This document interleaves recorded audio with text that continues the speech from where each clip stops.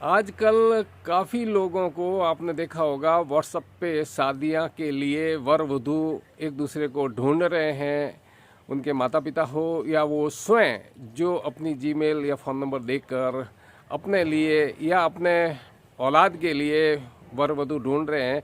और वर वधू ढूंढते हुए उन्हें बायोडेटा 4 से 40-50 आ भी जाते हैं एक साल के अंदर। उसके बाद में भी शादियां नहीं हो रही है और निरंतर इनकी आयु बढ़ती जा रही है, जिसके अंदर मैंने जो एक अनुसंधान किया है वो अनुसंधान आज आपको इस वीडियो में अंत तक बने रहना पड़ेगा। उसमें बताऊंगा कि किस प्रकार से मोबाइल में 1G से 5G का पदार्पण हुआ है, उसी प्रकार से सामाजिक गतिशीलता के अंदर भी इस प्रकार से ये 1G से 5G का मैंने एक आकलन किया है, वो मैं आपको बताऊंगा। बने रहिए अंत तक।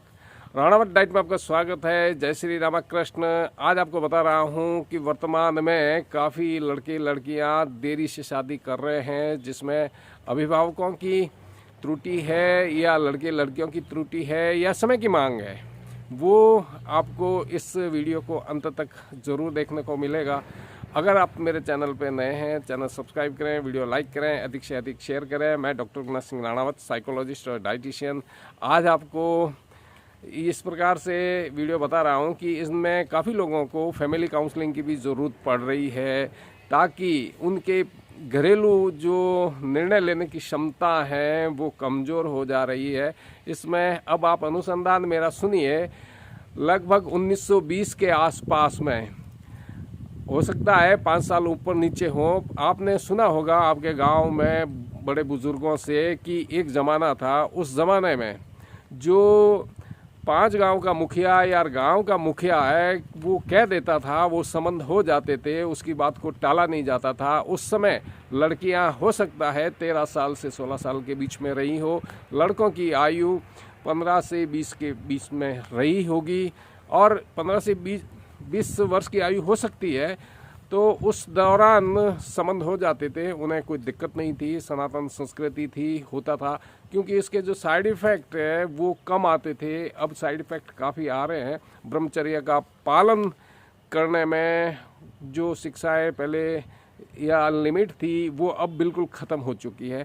तो मैंने इसमें आपको बताया कि जो 1G का मामला था वो 1920 के आसपास में आप मान लीजिए। उसके बाद में ये सामाजिक गतिशीलता निरंतर आगे बढ़ती रही, जिसमें सम्मानपूर्वक शादी के बाद में जो आगे की पीढ़ी बढ़ी है, उस पीढ़ी के अंदर सेकंड G या 2G, जिसको सामाजिक गतिशीलता के रूप में मैंने उसका नाम दिया है, उसमें जो शादियां होती थी वो कुछ आयु थोड़ी सी बढ़ गई है। वो एक प्रकार से ये समझ लीजिए कि यूरोप शिक्षा संस्कृति प्रवेश कर गया था भारत के अंदर, और उस समय उसके प्रभाव धीरे धीरे दिखने शुरू हो गए थे, जिसके अंदर एक सामाजिक अधिकारपूर्ण शैली विकसित हो चुकी थी। और इसके अंदर दादा और पोता का समन्वय था, यहाँ मुखिया का समन्वय कम होना शुरू हो गया था। या 5 गांव का मुखिया हो या गांव का मुखिया हो, तो वहाँ समन्वय उसका कम होते हुए दादा और पोते के रिलेशन में अच्छी प्रगाढ़ता देखी गई। उसमें दादा अपने पोते के लिए स्वायत्तता देखते हुए शादी संबंध कर लेते थे, जिसके अंदर शादियां आसानी से होती थी और उसमें कोई दिक्कतों का सामना नहीं करना पड़ता था। और उसमें भी उस समय लड़की की आयु हो सकता है 16 से 20 के बीच में, लड़का और लड़की की आयु दोनों के इस अनुपात में 16 और 20 के अनुपात में शादियां लगभग तय हो जाती थी। उन्हें कोई दिक्कतों का सामना नहीं करना पड़ता था। और 16 साल की लड़की है तो वो भी पूर्ण परिपक्व नहीं थी, तो उसकी सास या दादी या सास उनको ढाल लेती थी और उनका कहना वो मान लेती थी। उन्हें कोई दिक्कतों का सामना नहीं करना पड़ता था, आराम से वैवाहिक जीवन बीत जाता था उनका, उन्हें कोई दिक्कत नहीं होती थी। उसके बाद में यूरोपीय संस्कृति के बाद में फिर एक संस्कृति का और पदार्पण हुआ। वो संस्कृति थी अमेरिका की। अमेरिका की संस्कृति आते ही एक उसमें जो तानाशाही शैली या शिक्षा का प्रभाव हुआ और उसमें 1960 के आसपास आप मान लीजिए। और उस समय पिता अपने बच्चों को स्वायत्तता परिवर्तन के लिए बलपूर्वक व्यवहार नियंत्रण करता था।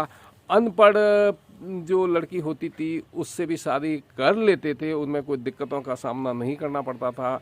उस समय लगभग 5 से 8 या 10 तक या कॉलेज स्तरीय शिक्षाएं लड़कों में थी, और वो अनपढ़ से भी शादी कर लेते थे। उन्हें तानाशाही के रूप में उनके साथ में ये एक व्यवहार होता था, वो भी आसानी से हो जाता था, उन्हें कोई दिक्कतों का सामना नहीं करना पड़ता था। और ये 18 से 20 के आसपास में शादियां हो जाती थी। और उसके बाद में 3G के बाद में 4G का आवागमन हुआ, जो सामाजिक गतिशीलता के रूप में मैं बता रहा हूँ आपको। यहाँ मोबाइल की 4G आप नहीं माने, सामाजिक गतिशीलता में उन्हें इस प्रकार की प्रवेशता में जो सामाजिक अनुमोदन शैली के रूप में मैंने माना है। और अनुमोदन शैली एक जापान जर्मन की शैली मान लीजिए, क्योंकि वो एक प्रकार से युद्धों में लड़े हुए थे, उनको कैसे उबरना है, किस पे ध्यान देना है, नहीं देना है।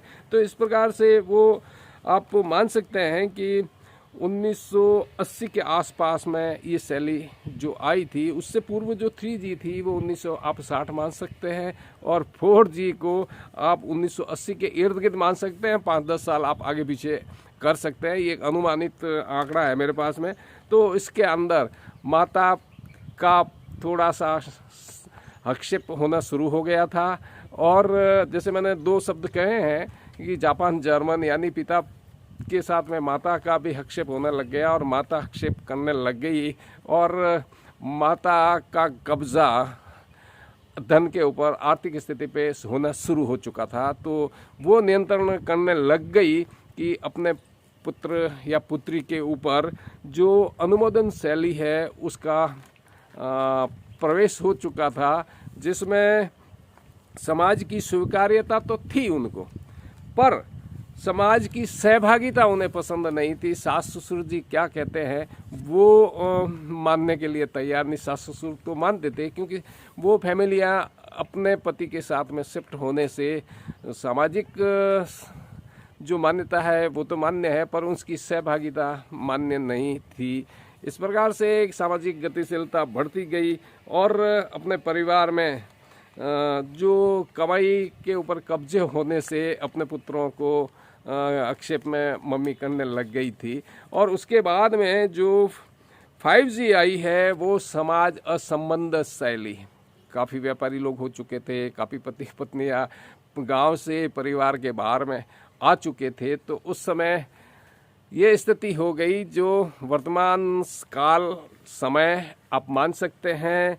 इसमें बच्चे शादी देरी से करने से पहले के कारण हैं, उसको मैं बता दूं कि समाज असंबंध शैली में एक स्थानीय मिश्रित संस्कृति हो गई, जिसमें लड़का और लड़की 2000 के आसपास से अपने निर्णय खुद लेने लगे। शिक्षा में वो क्यों निर्णय खुद लेने लगे कि ज़्यादातर समय कॉलेजों में उनके साथ में बीता है, और पिता सुबह जाता है और शाम को आता है, तो उसके पास समय नहीं था। परिवार टूटते हुए रहे हैं संयुक्त परिवार से। तो अब माता भी अपने बच्चों को कुछ नहीं कहती है। बच्चे कॉलेज में जा रहे हैं, आ रहे हैं, उनका प्रभाव उनके ऊपर है, अपने दोस्तों का प्रभाव उनके ऊपर ज़्यादा है, जहां समाज की सहभागिता तो बिल्कुल ही ख़त्म हो चुकी है। इसमें सामाजिक कोई ताना बाना नहीं है, कोई रिश्तों से लेना देना नहीं है। यार दोस्त जो कहते हैं उनको मानना है, दिखावा ज़्यादा हो चुका था। इस समय आप कहीं पे भी देखेंगे लड़के क्या हुआ कि माता पिता तो सुबह निकल जाते हैं, माता शाम उनके साथ में रहती है, तो बच्चे कब उठते हैं? बच्चे देरी से उठे तो उन्हें कोई रोक टोक नहीं है। क्या देख रहे हैं, मोबाइल में क्या देख रहे हैं, उन्हें कोई रोक टोक नहीं है। टीवी में क्या देख रहे हैं, उन्हें कोई रोक टोक नहीं है। यानी कि उन्हें परिवार से भी कोई संबंध नहीं है। असंबंध शैली का विकास होने से अब बच्चे बड़े हो गए हैं। बच्चे बड़े होते होते अच्छे अभिभावक हैं, हो सकता है उन्होंने तो पहली दूसरी तीसरी जी जो सामाजिक सभ्यता थी उसके आधार पे 20-25 तक शादियां अपने बच्चों की करवा दी। पर जो रुके हुए हैं उन लोगों में अत्यधिक एक प्रकार से लालसा रही है और लालसाओं का अत्याचार अपने परिवार के ऊपर किया। उन्हें पता नहीं है कि मेरे बेटे बेटियों की जवानी तो जा चुकी है, जो एक उनको यौन क्रीड़ा की उम्र थी वो निकल चुकी है। और अब इस समय 5G के अंदर आप देखेंगे तलाक ज़्यादा हो रहे हैं, क्योंकि अब इच्छाएं उन लड़के और लड़कियों की वैसी होनी चाहिए वो नहीं है।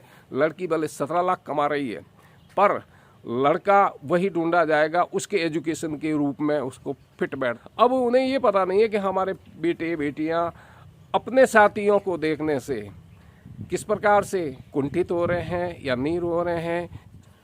चिंता अवसाद से होने से, तनाव में आने से उनके पास में कोई पैमाना नहीं है कि नापने का कि भाई हमारे बच्चे कितने इस विचारों में उलझे हुए हैं। क्योंकि ये अत्यधिक लालसा दिखाने की जो प्रवृत्ति हुई है वो आप देखेंगे कि वर्तमान में अपने बच्चों के साथ में समय पे शादी हो जानी चाहिए। और इससे कॉम्प्लिकेशन तो आता ही आता है, लड़कों में हो लड़की में हो। मेरा तो सभी से ये कहना होता है कि अब आप कुंडली मिलान जो देखते हैं उसके साथ में ये भी देखना ज़रूरी होता है कि उन्हें डायबिटीज़, हृदय रोग, महिलाओं को जैसे श्वेत प्रवर, ये दिक्कतें नहीं होती हैं। शादी की जो आयु है वो 26 साल तक महिला के बच्चे पैदा करने की जो क्षमता है, गर्भाशय की जो मजबूती है वो बढ़िया मानी गई है। उसके बाद में दिक्कतों का सामना करना पड़ता है, कॉम्प्लिकेशन आने शुरू हो जाते हैं। उसके बारे में काफ़ी अभिभावक जानते नहीं हैं। बस अभी तक यही है कि और बड़ा कोई मिल जाए अपनी बेटी